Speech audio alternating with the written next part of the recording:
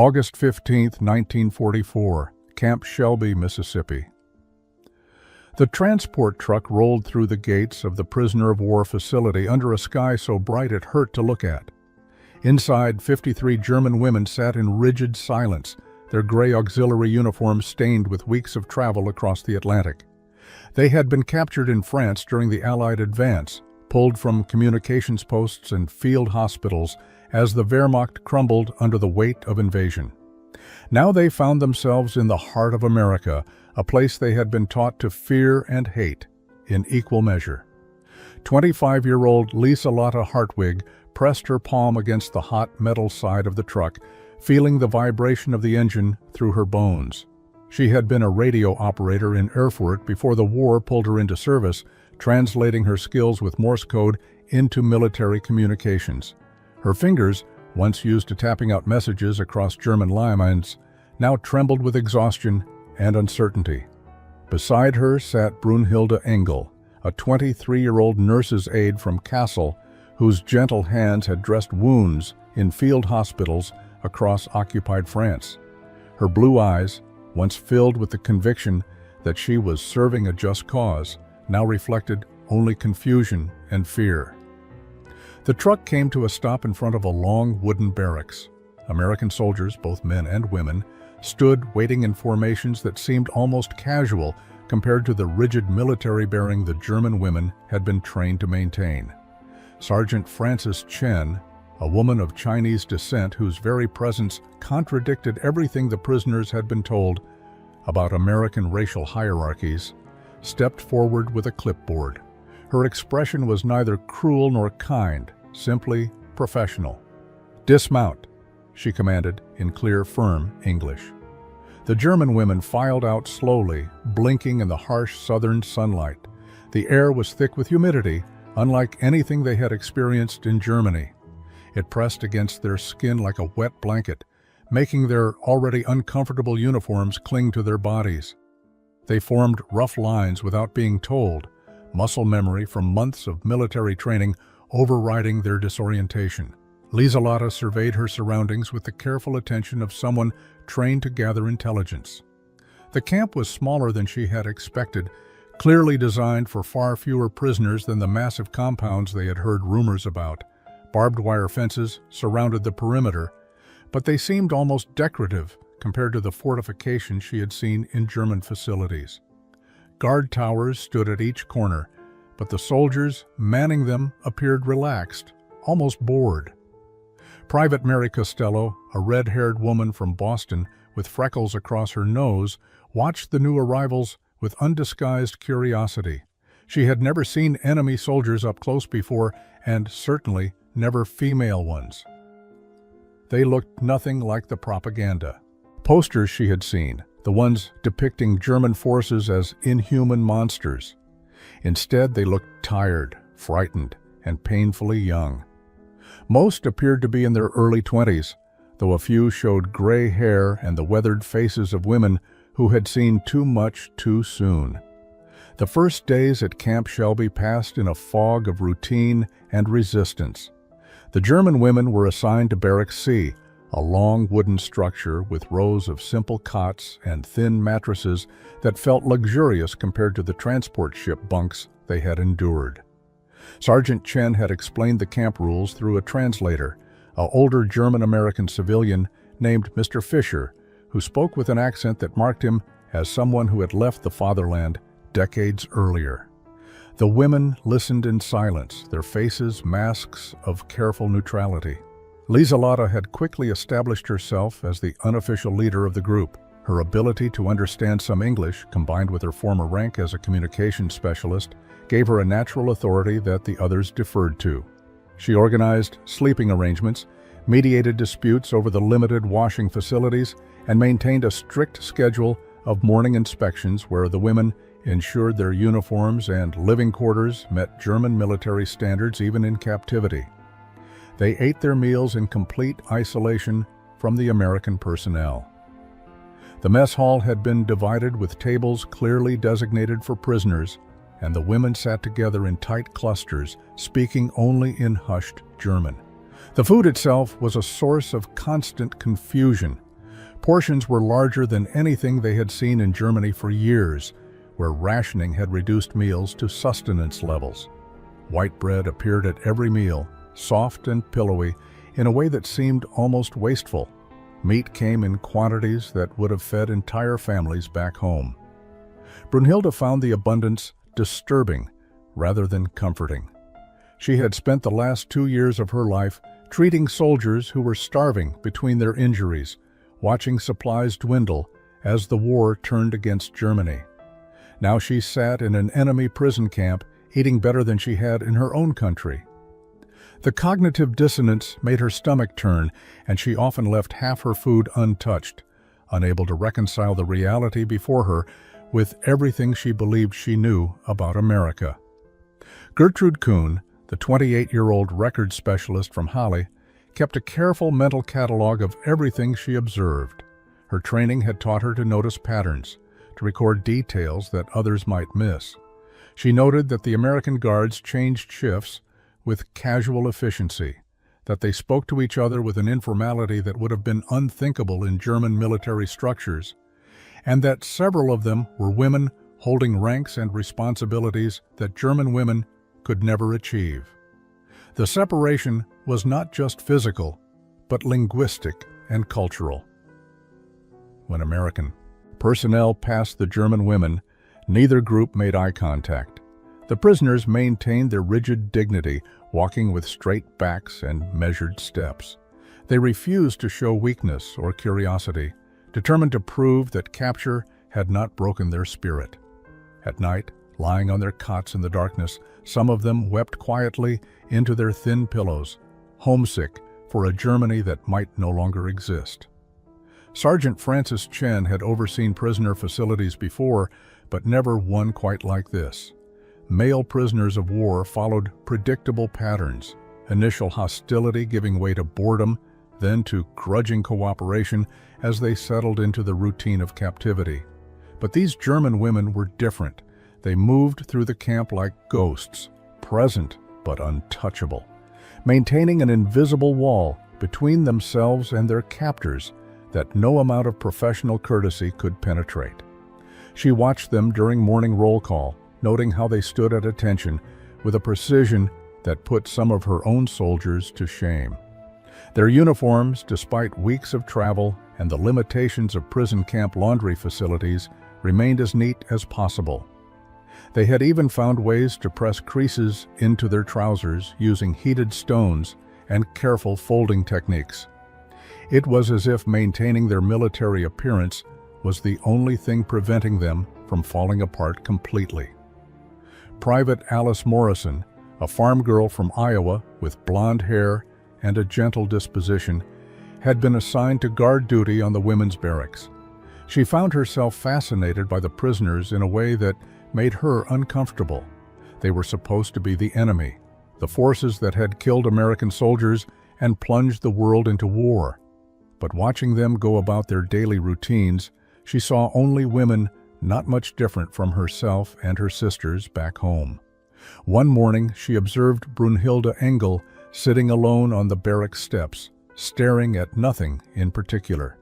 The young woman's face held an expression of such profound sadness that Alice felt an unexpected pang of sympathy.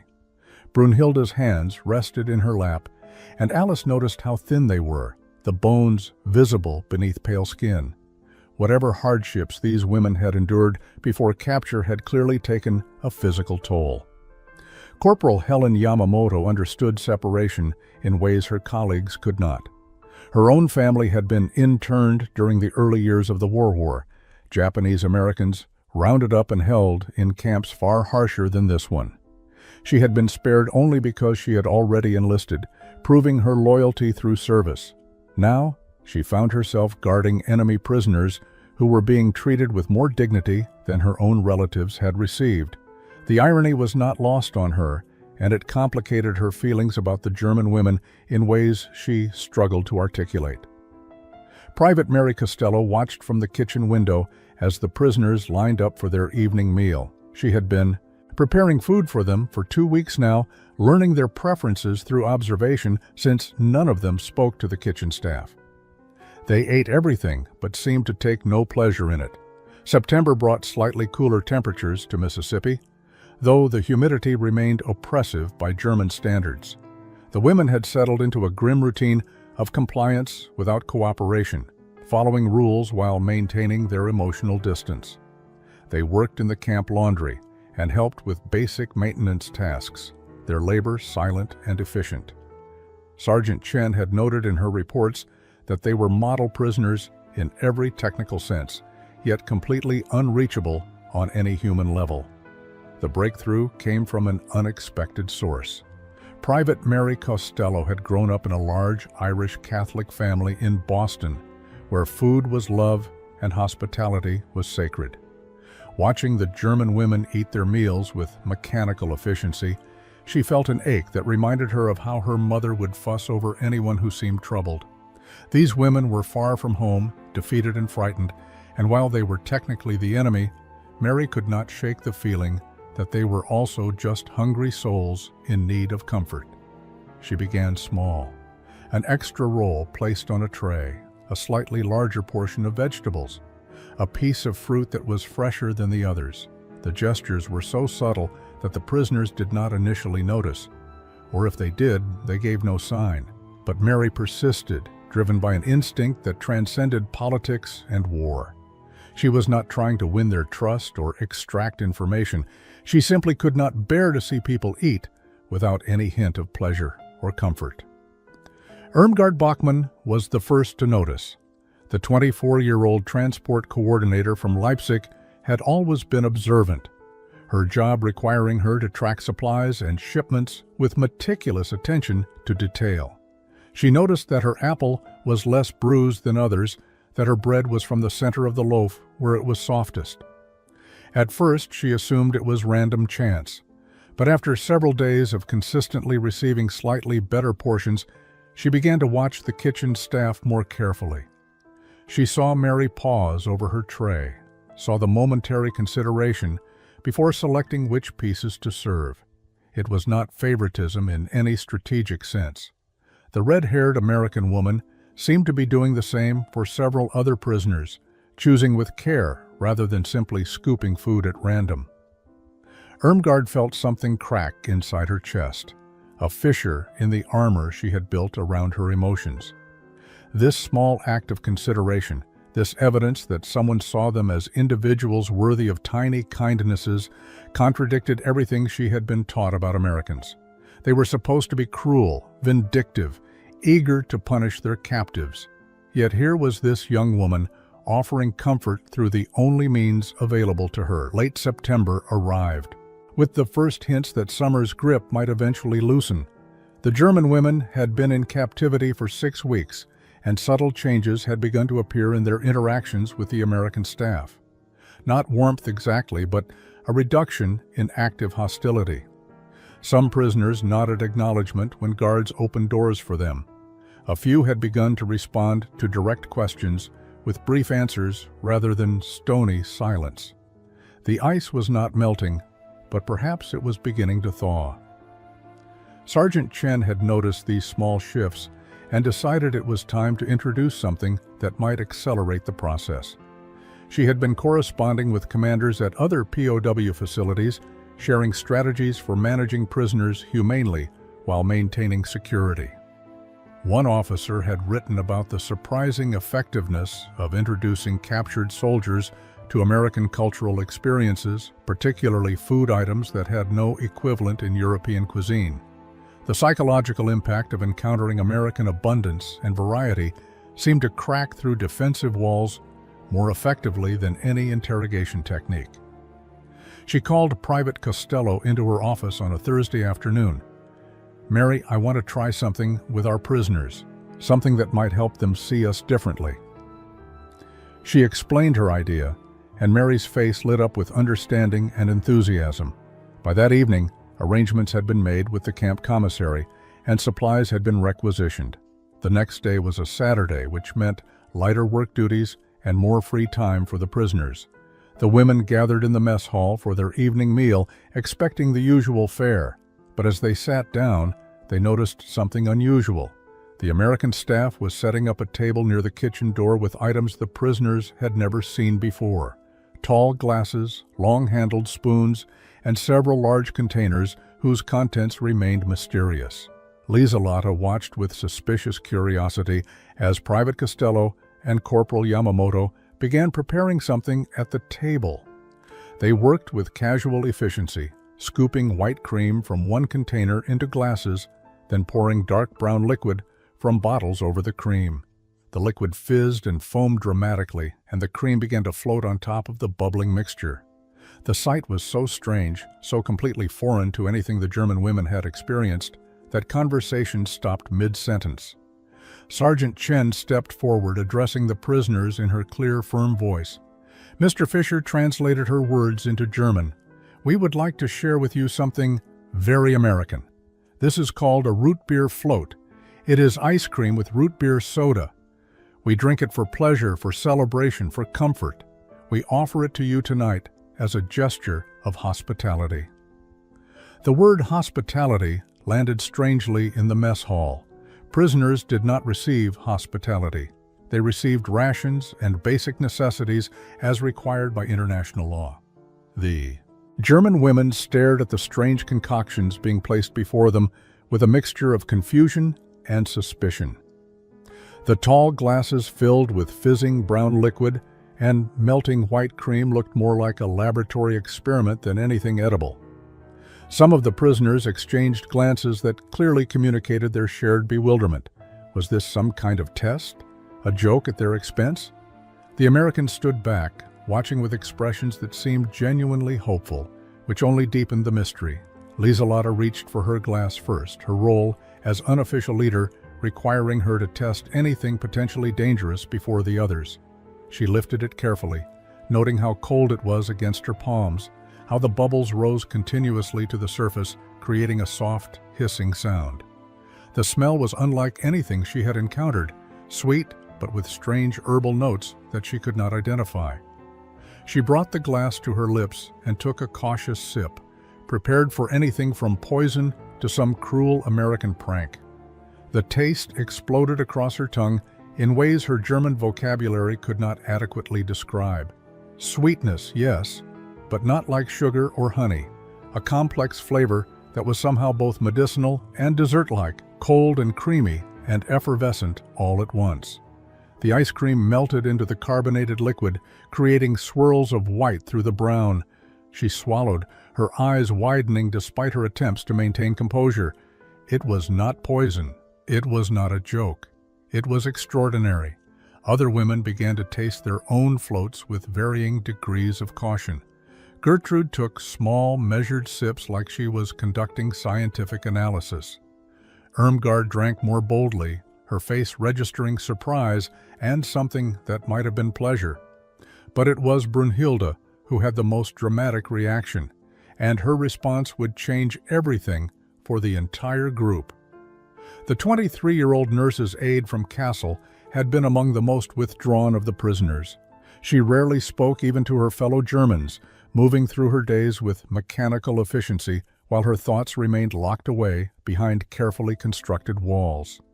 She had seen too much suffering in the field hospitals, had held too many dying soldiers as they called for mothers who would never know what happened to their sons. She had learned to shut down her emotions completely because feeling anything at all was too dangerous. But when Brunhilde tasted the root beer float, something inside her shattered. The sweetness was so overwhelming, so completely divorced from the reality of war and death and destruction that had defined her last 3 years, that she could not maintain her defenses. Her hands began to shake, making the glass tremble. Tears spilled down her cheeks before she could stop them, and then she was sobbing openly in the middle of the mess hall, crying so hard that her whole body shook with the force of her grief and relief and confusion, all mixed together in one overwhelming wave. Private Costello moved toward her instinctively, but Sergeant Chen raised a hand to stop her. This was something that needed to happen without interference. The other German women sat frozen, watching their comrade fall apart over a simple American dessert drink, and understanding on some deep level that Brunhilde was crying for all of them. Brunhilde's breakdown lasted nearly 10 minutes, during which time the entire mess hall remained in stunned silence. The young woman's sobs gradually subsided into quiet weeping, then into shaky breaths as she struggled to regain her composure. Her face was blotchy and wet with tears, her carefully maintained military bearing completely destroyed. When she finally looked up, expecting ridicule or punishment for her display of weakness, she instead saw Lieselotte standing beside her with tears streaming down her own face. Then Irmgard began to cry. Then Gertrude, who prided herself on her emotional control, felt her eyes burning with tears she could no longer hold back. Within minutes, more than half the German women in the mess hall were crying openly, many of them not even sure exactly why. It was not just the sweetness of the root beer float, though that was the catalyst. It was the accumulation of everything they had been holding inside since their capture, since the retreat through France, since the moment they realized Germany was losing the war and everything they had believed in was collapsing around them. The root beer float, with its absurd abundance and its casual generosity, represented something their minds had been refusing to accept, that maybe Americans were not the monsters they had been taught to fear. Private Morrison watched with her own eyes glistening, moved by the raw emotion pouring out of these women who had seemed so untouchable just moments before. She had never thought of enemy soldiers as people who could be broken by kindness, who could be undone by something as simple as ice cream and soda. The propaganda posters back home showed German forces as cruel and inhuman, but these women crying over root beer floats were as human as anyone she had ever known. Sergeant Chen felt a tightness in her chest as she observed the scene. She had hoped the root beer floats might soften the prisoners' attitudes, might create a small opening for better relations. She had not anticipated this level of emotional release, this complete dismantling of the walls the women had built around themselves. Part of her wanted to comfort them, but her training told her to let this moment play out naturally without American interference.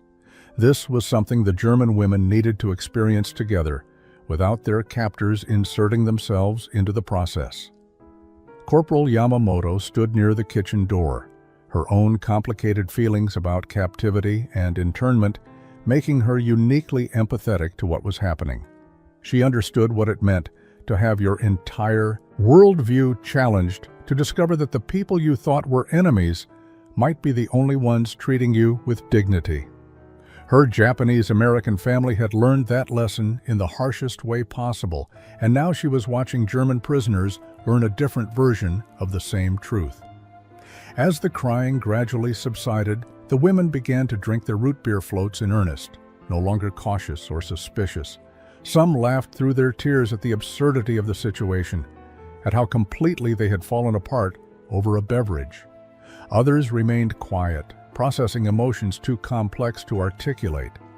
But something fundamental had shifted in that mess hall, and everyone present knew that the relationship between prisoners and captors would never be the same again. The days following the root beer float incident brought profound changes to the atmosphere at Camp Shelby. The German women no longer maintained their rigid separation from the American personnel. They still followed camp rules and military protocols, but the invisible wall that had divided the two groups had developed significant cracks. Conversations began to occur, tentative at first, hampered by language barriers, but driven by a new curiosity on both sides. The Americans wanted to understand these women who had cried over ice cream, and the Germans wanted to reconcile their experiences with everything they had been taught about their enemies. Lieselotte found herself in conversation with Sergeant Chen one morning while working in the administrative office. Her English was improving rapidly through daily exposure, and she had been assigned to help with translation work for camp records. As they sorted through paperwork, Chen asked her a question that cut straight to the heart of everything Lieselotte had been struggling with. "What did you think Americans would be like before you came here?" The question hung in the air between them, loaded with implications. Lieselotte set down the papers she had been holding and chose her words carefully. "We were told you were cruel, that you would torture prisoners and starve us, that Americans especially hated Germans and would take revenge for the war. She paused, looking directly at Chen.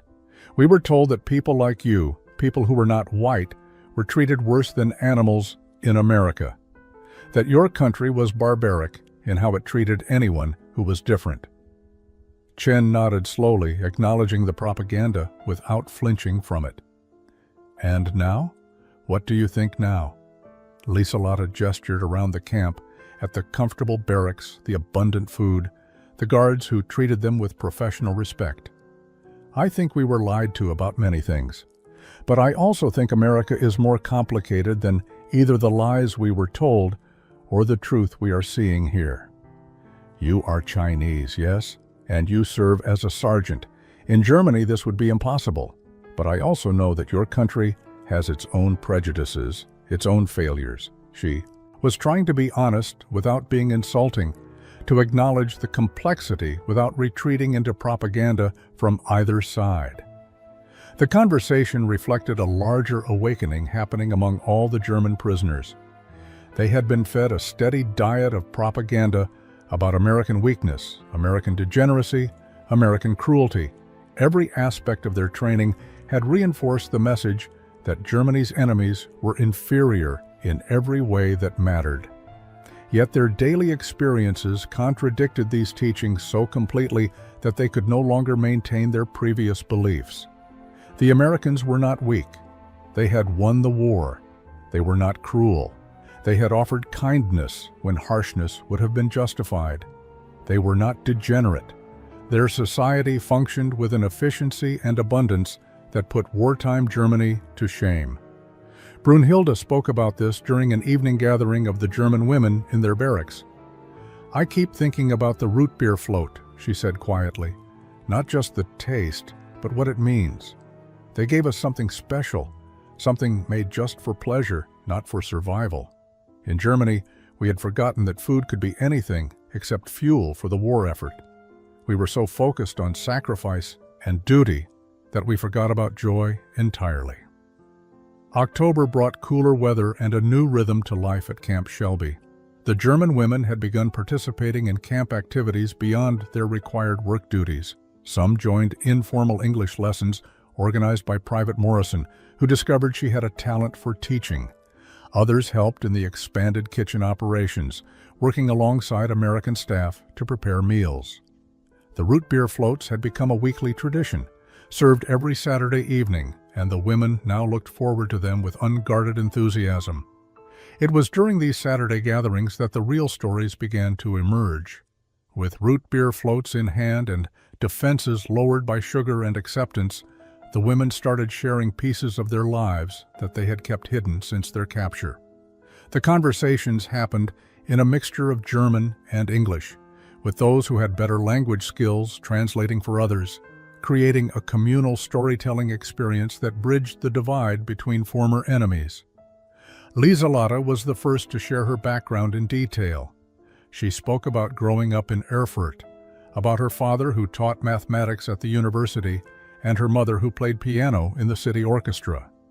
She described a childhood filled with music and learning, with Sunday walks along the river and summer vacations in the Thuringian forest. When the war came, she had been recruited for her skills with radio communications, believing she was serving to defend this beautiful life she had known. I thought I was protecting my home, she said softly. I did not understand I was helping to destroy other people's homes.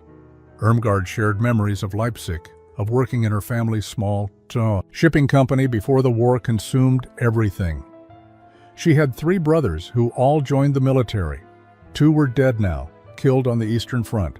The 3rd was missing, and she had no way of knowing if he had survived.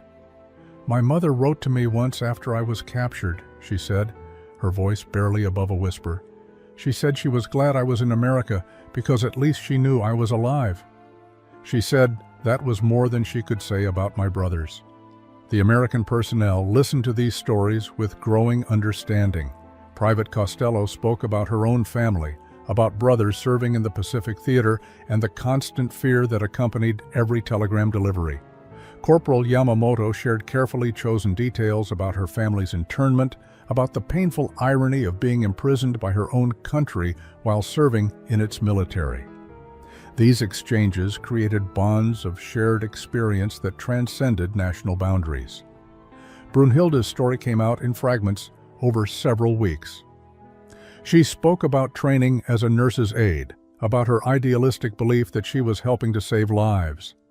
She described the field hospitals where she worked, the endless stream of wounded soldiers, the gradual realization that Germany was losing despite all the official pronouncements of victory.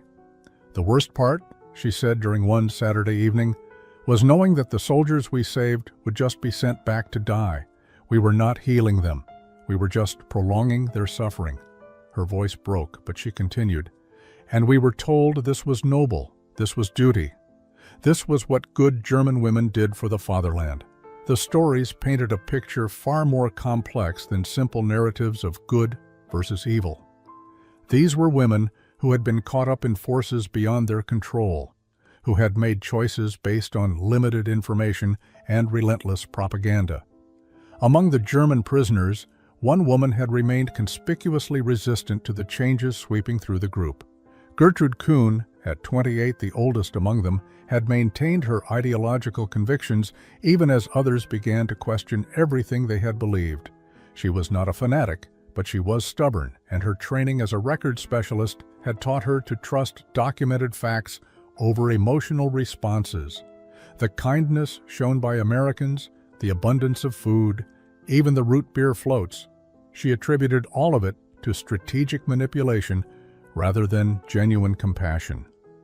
She refused to participate in the Saturday evening gatherings, choosing instead to remain in the barracks, reading old German newspapers that had been provided by the Red Cross. She maintained strict military discipline in her personal appearance and behavior, never relaxing into the more casual atmosphere that had developed among the other prisoners. When Lisa Lotta or others tried to engage her in conversation about their changing perspectives, Gertrude would respond with cutting remarks about naivety and the dangers of being seduced by enemy propaganda. "You have all forgotten who you are," she said one evening as the others prepared to go to the mess hall for root beer floats. "You have let them make you soft, make you forget your duty to Germany.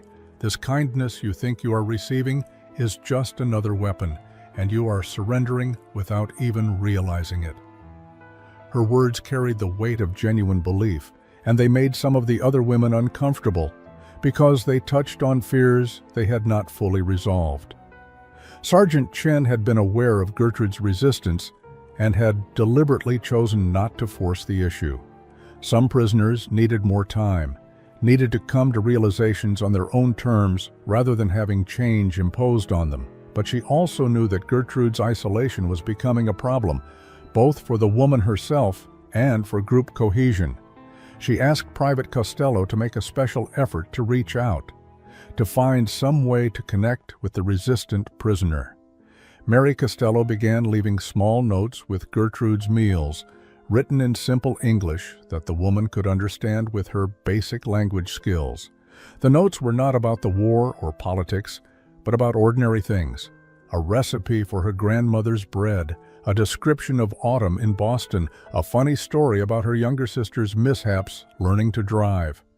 Gertrude read these notes with apparent indifference, but she kept them, tucking them between the pages of her newspaper. The breakthrough came unexpectedly on a cold November evening. Gertrude had developed a severe cough that grew progressively worse over several days. She refused to report to the medical officer, insisting she was fine, and that German soldiers did not complain about minor ailments. But one night the coughing became so violent that it woke the entire barracks. Brunhilde, drawing on her medical training, recognized the sound of pneumonia developing and immediately alerted the guards. Dr. Hayes, the camp medical officer, examined Gertrude and confirmed Brunhilde's diagnosis. The infection was serious enough to require hospitalization and intensive treatment.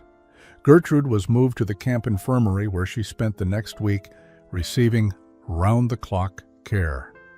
Private Costello visited daily, bringing her meals and sitting with her during the long, feverish nights when the medication made her confused and frightened. She held Gertrude's hand when the German woman cried out in her delirium, speaking soothing words that transcended language barriers. Gertrude's recovery took 3 weeks, during which time her resistance crumbled under the weight of sustained kindness that asked nothing in return. When she finally returned to the barracks, she was a changed woman, quieter but more open, willing to listen rather than judge. The first Saturday after her recovery, she joined the other prisoners in the mess hall for root beer floats, and when Private Costello handed her the tall glass, Gertrude spoke in halting English, her first real attempt to communicate directly with her captors. "Thank you for everything. I was wrong about many things." The gesture marked a turning point that Sergeant Chen decided to build upon.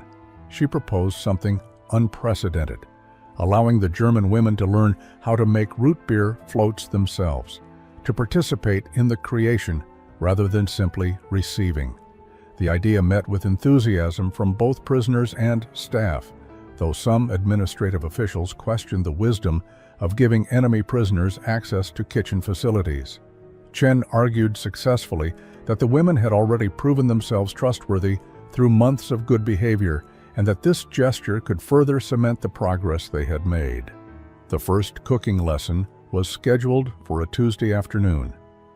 Private Costello and Corporal Yamamoto stood at the front of the kitchen with ingredients laid out on a large preparation table, bottles of root beer, containers of vanilla ice cream, tall glasses, and long-handled spoons. 15 German women gathered around, their faces bright with an excitement that would have been unthinkable months earlier. Even Gertrude was there, standing near the back but clearly engaged. Mary demonstrated the process with exaggerated slowness, narrating each step in simple English while Lieselata translated into German. First, you take the glass. Cold glass is better because it keeps the ice cream from melting too fast. Then you scoop the ice cream about this much. She held up the scoop to show the proper amount. Not too much, or the root beer will overflow. Not too little, or you will not get enough creaminess. The women nodded seriously as if learning a military procedure rather than making a dessert. "Now the important part," Mary continued. "Pour the root beer slowly down the side of the glass. If you pour too fast, it foams too much and spills everywhere. Slow and steady." She demonstrated, the dark liquid cascading over the white ice cream, creating that characteristic fizzing reaction that had so amazed the women during their first encounter. "See how it bubbles? That is the carbonation meeting the cream. It makes everything light and delicious." The women began making their own floats under supervision, working in pairs to help each other. The kitchen filled with the sounds of bubbling soda, quiet German conversations, and occasional laughter when someone poured too quickly and created an overflowing foam volcano. Brunhilde worked alongside Private Morrison, the two women communicating through gestures and broken phrases in each other's languages. Irmgard paired with Corporal Yamamoto, discovering they shared similar precision and attention to detail in their approaches to the task. What made the afternoon remarkable was not the technical skill involved in making root beer floats, which was minimal, but the atmosphere of genuine collaboration and joy that filled the kitchen. For a few hours, national identities fell away. December brought news that would shake the foundation of everything the German women had begun to rebuild in their new understanding of the world. Reports were filtering back from Europe about discoveries made by advancing Allied forces. The rumors had been circulating for weeks, whispered stories too horrible to fully believe. But now, official documentation was beginning to arrive. Photographs and witness testimonies that could not be dismissed as propaganda or exaggeration. The systematic murder of millions. Concentration camps designed for industrial-scale killing, a machinery of death that had operated throughout the war, while ordinary Germans claimed ignorance. Sergeant Chen faced a difficult decision about how much information to share with her prisoners. The women had made remarkable progress in their transformation, had opened themselves to new perspectives and genuine connections with their former enemies. But they also had a right to know what their country had done, what cause they had unknowingly served. After consulting with camp leadership and a military psychologist, she decided that the truth, however devastating, was necessary for any genuine reconciliation to occur. She called a meeting in the mess hall on a gray afternoon when sleet fell against the windows. The German women gathered with growing apprehension, sensing from the somber faces of the American staff that something significant was about to happen. Chen stood before them with a folder containing photographs and documents, her expression grave but compassionate. Mr. Fisher stood beside her to translate, though his face was pale and his hands trembled slightly as he held his notes. "What I am about to share with you is difficult," Chen began, her voice steady but gentle. "But you deserve to know the truth about what was done in your country's name." She opened the folder and began to describe what Allied forces had found. Bergen-Belsen, Dachau, Auschwitz. She did not show the most graphic photographs, but the ones she did share were devastating enough. Emaciated bodies stacked like cordwood, gas chambers disguised as showers, documentation of mass murder carried out with bureaucratic efficiency. The mess hall fell into stunned silence. Several women began crying immediately. Others sat frozen, their faces reflecting disbelief and horror in equal measure. Lieselata felt her stomach turn, nausea rising as she tried to process information that seemed impossible to reconcile with any understanding of human behavior. These camps had existed in Germany. She had lived in Germany her entire life. How had she not known? How had no one known? Gertrude stood abruptly and walked out of the mess hall, her face white as paper. Brunhilde followed her, concerned for her friend's state of mind. Outside, they found Gertrude vomiting behind the building, her body rejecting the truth it had just been forced to consume. "I cannot breathe," she gasped between wretches. "I cannot breathe knowing what we were part of." Inside, Irmgard raised a shaking hand. "How many?" she asked in English, her voice barely audible. "How many people died in these places?" Chen consulted her documents. "We do not know the final count yet, but estimates suggest millions, mostly Jews, but also Roma, homosexuals, political prisoners, disabled people, anyone the regime deemed undesirable." The number was too large to comprehend, too massive to fit inside any framework of understanding that the women possessed.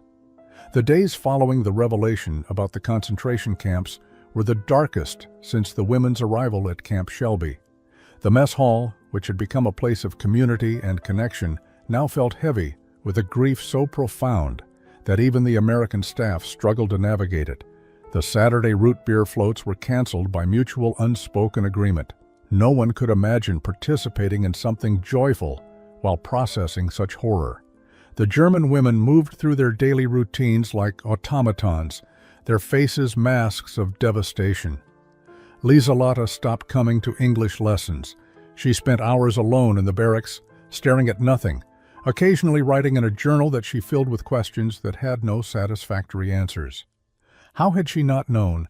How could an entire system of murder operate within her country while ordinary citizens went about their lives? She had prided herself on being educated, informed, aware, yet she had been completely blind to the greatest evil happening right under her nose. What did that say about her? About all of them? Brunhilde withdrew into herself in a different way. She threw herself into work with manic intensity, volunteering for every available duty, scrubbing floors until her hands were raw, as if physical labor could somehow expiate the guilt that consumed her. She had been a nurse, dedicated to healing and preserving life, but she had served a regime that murdered on an industrial scale. How could those two realities coexist? How could she have been so naive?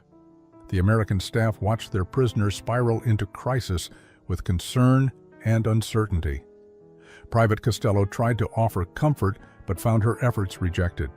"You cannot understand," one prisoner told her flatly. "Your country did not do this. You can feel sympathy, but you cannot understand what it means to discover that everything you believed about yourself was built on lies." The words were harsh but accurate, and Mary retreated, unsure how to bridge this new chasm that had opened between them. Sergeant Chen called for another meeting a week after the initial revelation. The women gathered reluctantly, their faces reflecting dread about what new horrors might be shared. But Chen's purpose was different this time.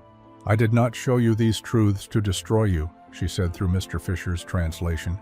"I showed you because you have a choice to make about who you will be now that you know. You cannot change the past. You cannot undo what was done. But you can choose how you respond to this knowledge." She spoke about responsibility versus guilt, about the difference between being complicit through ignorance and being actively evil. You did not know about these camps. That ignorance does not absolve you entirely, but it also does not make you the same as those who planned and executed these murders. The question now is what you do with this knowledge. Do you retreat into denial? Do you let guilt paralyze you into inaction? Or do you find a way to honor those who died by becoming people who actively oppose such evil in whatever ways you can? Her words did not immediately lift the darkness, but they provided something the women desperately needed: a framework for moving forward. Winter settled over Mississippi with unusual cold, mirroring the internal chill that had gripped the German prisoners since learning the truth about their country's atrocities. But slowly, almost imperceptibly, life began to resume a semblance of normalcy. The women returned to their work duties, to their English lessons, and eventually to Saturday evening root beer floats, though the gatherings now carried a different weight. The sweetness tasted the same, but it was consumed with the knowledge of how much suffering had occurred while they had remained ignorant. By January of 1945, the war in Europe was clearly entering its final phase. News reached Camp Shelby of Allied advances deep into German territory, of cities bombed into rubble, of civilian populations fleeing westward to escape the approaching Soviet forces. The women received occasional letters from family members, when such letters could get through, and the messages painted pictures of devastation and chaos. Germany was being destroyed, its infrastructure shattered, its population scattered and starving. The official word came in February. Repatriation procedures would begin for all German prisoners of war once hostilities formally concluded.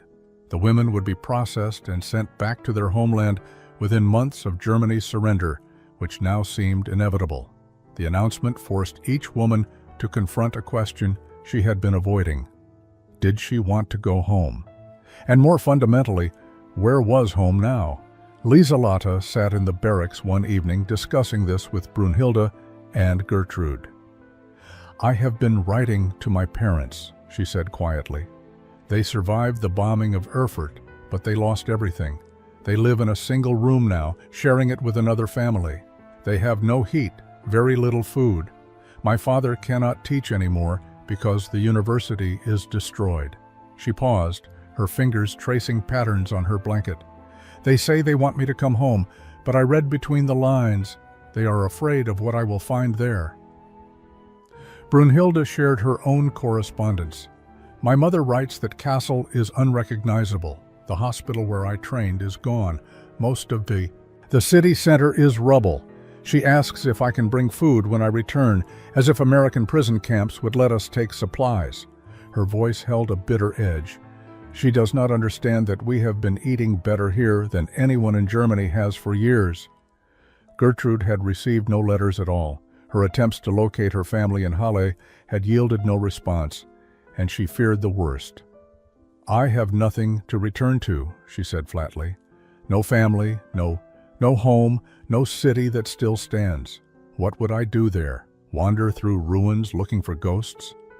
The bleakness in her voice reflected a despair that went beyond personal loss to encompass the complete destruction of everything she had known.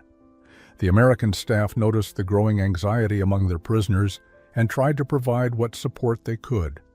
Sergeant Chen arranged for additional correspondence privileges, hoping that more communication with families might ease the women's fears. But often, the letters only made things worse, each one bringing news of more loss, more destruction, more reasons to dread the return. April brought news of Germany's impending surrender, and with it, concrete timelines for repatriation. The German women at Camp Shelby learned they would be processed through displaced persons camps in Europe before being released to find their way back to whatever remained of their homes. Transportation would be arranged for late May or early June, giving them roughly 6 weeks to prepare for their departure.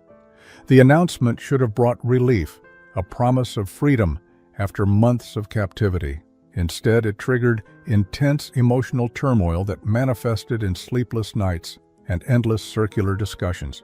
The Saturday evening root beer float gathering took on new significance as the women grappled with their uncertain futures. They had spent months building connections with the American staff, learning a new language, discovering aspects of themselves they had never known existed. They had confronted terrible truths about their country and begun the painful work of reconciling their past actions with their present understanding.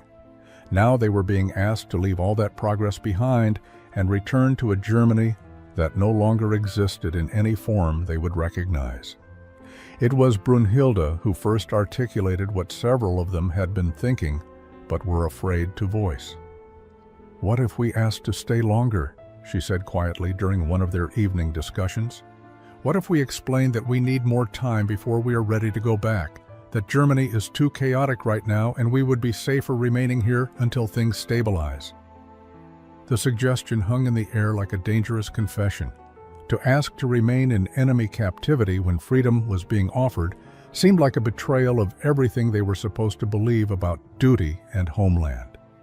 But as they discussed the idea further, it became clear that several women shared Brunhilde's reluctance to leave, not because they wanted to avoid Germany entirely, but because they genuinely feared what they would find there, and questioned whether they were emotionally prepared to face it. Lieselata had been wrestling with similar thoughts. Her English had become fluent, and she had been assisting with administrative work that gave her a sense of purpose she had never experienced in her old life.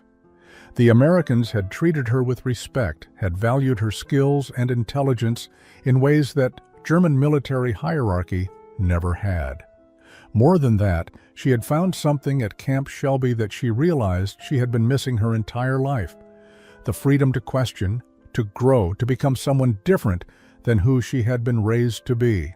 Gertrude surprised everyone by being the most adamant about staying. "I have nothing in Germany," she said bluntly. "No family, no home, no future. Here I have work that matters. I have people who treat me like I am worth something, despite what my country did. Why would I choose to return to ruins when I could stay somewhere I have a chance to build something new?" The decision about whether to request delayed repatriation divided the German women into distinct groups, each with their own reasoning and fears.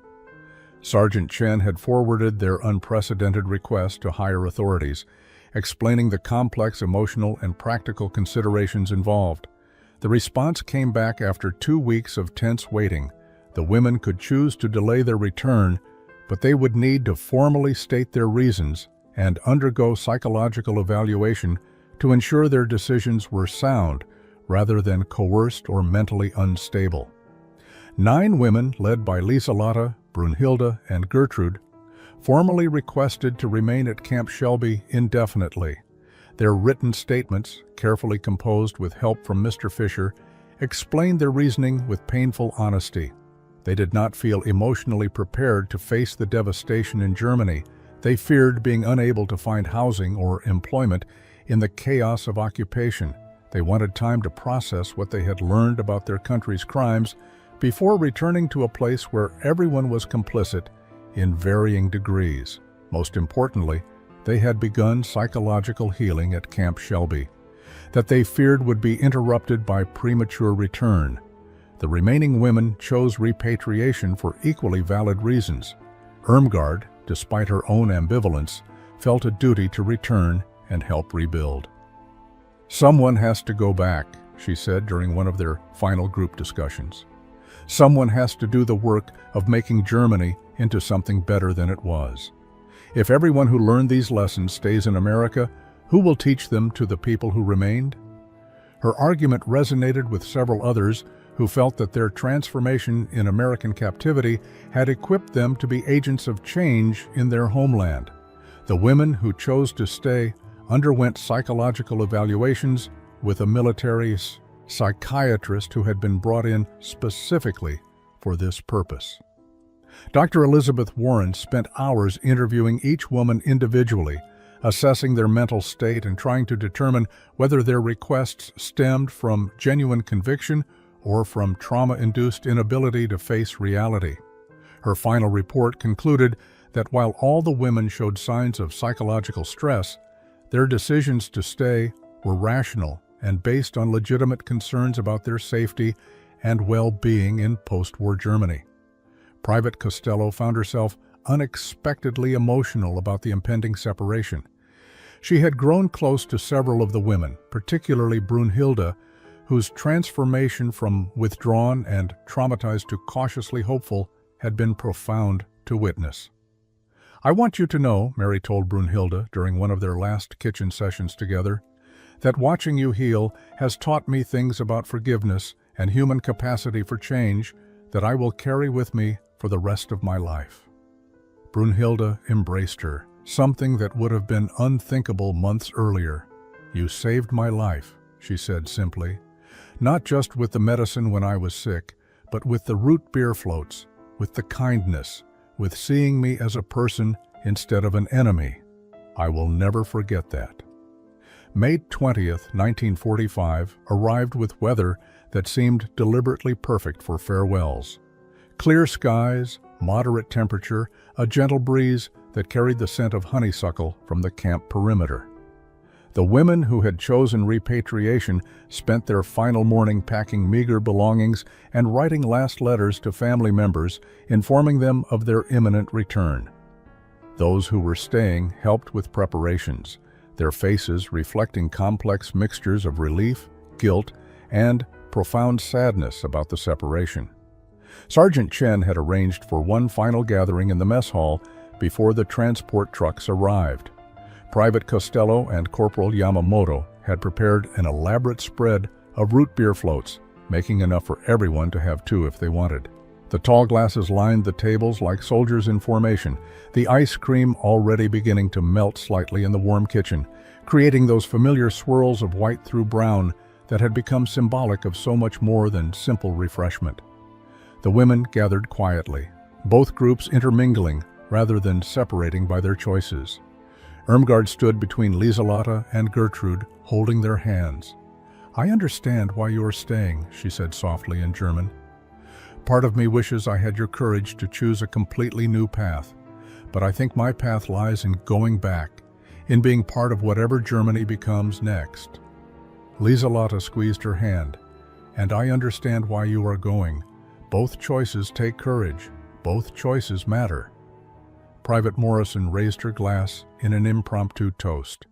"To the bravest women I have ever met," she said, her voice thick with emotion. "You have taught us that enemies can become friends, that transformation is possible even in the darkest times, and that sometimes the most courageous thing you can do is admit you were wrong and choose to become better." Mr. Fisher translated, though many of the German women now understood enough English to grasp the sentiment before the translation finished. They drank their root beer floats slowly, savoring every sip, knowing this particular ritual was ending. Stories were shared, memories recounted. Someone remembered Brunhilde's first breakdown, how shocking it had been, how it had changed everything. Brunhilde laughed through her tears. "I was so embarrassed," she admitted. "I thought I had shown terrible weakness. I did not understand that breaking open was necessary before I could begin to heal." The transport trucks arrived too soon. The women who were leaving gathered their bags and formed a line, but it was a loose, informal line, nothing like the rigid military formations they had maintained when they first arrived. They embraced those who were staying, promised to write, made plans that might never materialize, but provided comfort nonetheless. Gertrude held Irmgard for a long moment, whispering something in German that made them both cry harder. As the trucks pulled away, those remaining stood watching until the vehicles disappeared from view. The camp felt suddenly emptier, as if something vital had been extracted. 23 years later, in the summer of 1968, a reunion took place that would have seemed impossible during the dark days of World War II. Lieselotte Hartwig Morrison, now an American citizen married to the son of Private Alice Morrison, stood in the arrivals terminal at Boston's Logan Airport, waiting for a flight from Frankfurt. Beside her stood Brunhilde Engel Chen, who had married Sergeant Francis Chen's younger brother and worked as a psychiatric nurse specializing in trauma recovery. Gertrude Kuhn had passed away 5 years earlier from cancer, but her legacy lived on through the German-American Cultural Center she had founded in Worcester. The flight arrived, and among the passengers emerging was Irmgard Bachmann, now Irmgard Hoffmann, a teacher in Wiesbaden who had spent 2 decades working to ensure German students learned the full truth about their country's history. She had married a fellow teacher, a man who had been a child during the war, and shared her commitment to education as prevention against future atrocities. Behind her came 3 of the other women who had chosen repatriation, each carrying their own stories of how they had helped rebuild Germany into something fundamentally different from what it had been.